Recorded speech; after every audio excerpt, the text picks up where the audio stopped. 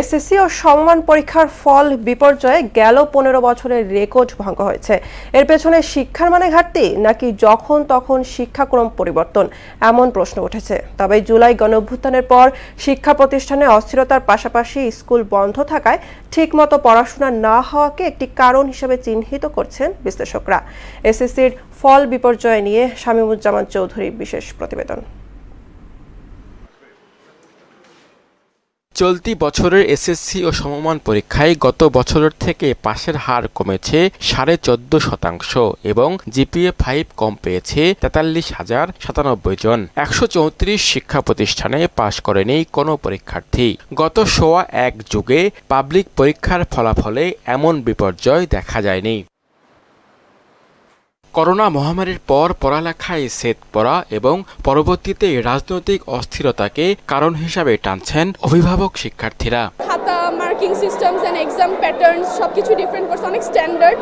যেটা বলবো যে নেক্সট যারা এসএসসি ক্যান্ডিডেট ভালো মতন পড়াশোনা করো, বই পড়ো। অনেক এফোর্ট দিচ্ছে, 2 মার্কের জন্য ছাড়ছে। এবার গণিত বিষয়ে বড় ধরনের ফল বিপর্যয় ঘটেছে। গত 15 বছরে পরীক্ষার ফলাফল ফুলিয়ে ফাঁপিয়ে প্রকাশের অভিযোগ ছিল আওয়ামী লীগ সরকারের বিরুদ্ধে, কিন্তু অন্তর্বর্তী সরকার এবার সে পথে হাঁটেনি। আমরা বলেছি যে আমাদের নির্দেশনা বিশেষ কোনো নাই, নির্দেশনা আপনারা শিক্ষক সঠিক পেলে যা প্রাপ্য তাই দিবেন, যা প্রাপ্য নয় তা দিবেন না। ফল বিপর্যয়ের জন্য শিক্ষা প্রতিষ্ঠানের কম বেশি গাফিলতি দেখতে পাচ্ছেন বিশেষজ্ঞরা।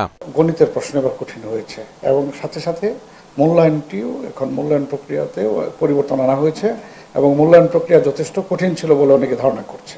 কিন্তু এগুলো সবগুলি হলো উপরিতল কারণ। এর গভীরে আমাদের ঢুকতে হবে। গভীরে যদি আমরা না ঢুকতে পারি তাহলে কিন্তু আমাদের প্রতিবারই এই ধরনের বিপর্যয় হবে। অনেক প্রতিষ্ঠান আছে, মাদ্রাসা আছে, যেখানে একজন শিক্ষক হয়তো 50 জন বা 60 জন শিক্ষার্থীর ক্লাস নেন। তো একটি ক্লাসের সময় কতক্ষণ থাকে? তো সেই অনুযায়ী দেখা যায় একজন শিক্ষার্থী তো গড়ে 2 মিনিট 3 মিনিট সময় পায় না। এবং একই সাথে যা উনি বুঝালেন, যা পড়ালেন শিক্ষক, শিক্ষার্থীদের কাছ থেকে সেই বিষয়টি তিনি কিন্তু যথাযথভাবে শোনার সুযোগ পান না বা দেখার সুযোগ পান না। শিক্ষার্থীরা পাঠ্যক্রম অনুযায়ী প্রতিটি শ্রেণীতে যথাযথ দক্ষতা অর্জন করতে পারছে কিনা সেদিকে খেয়াল রাখা উচিত বলেও মত তাদের। লম্বা সময় ধরে একটা অনিয়মিত কারিকুলার মধ্যে দিয়ে যাচ্ছিল। ক্লাস 6-এ খুব সম্ভবত এরা যখন পড়ে তখন করোনা আসলো, 7-এ প্রায় শেষের দিকে এসে অর্থাৎ অটো পাশে একটা ইস্যু ছিল।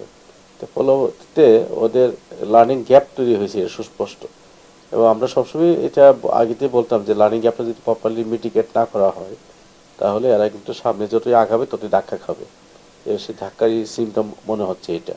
তাহলে এই সামগ্রিক অবস্থা বিচার বিবেচনার জন্য আমাদেরকে একটা ভালো কার্যপদ্ধতি গবেষণা করা দরকার। অন্তর্বর্তী সরকারের সময়ে এসএসসির খাতা মূল্যায়নে পরীক্ষকদের ছিল না ওভার মার্কিং, যতটুকু লিখবে ততটুকুই নাম্বার দিতে হবে এমন নির্দেশনা। ফলে কমেছে পাশের হার। শামীমুজ্জামান চৌধুরী, মোহনা সংবাদ, ঢাকা।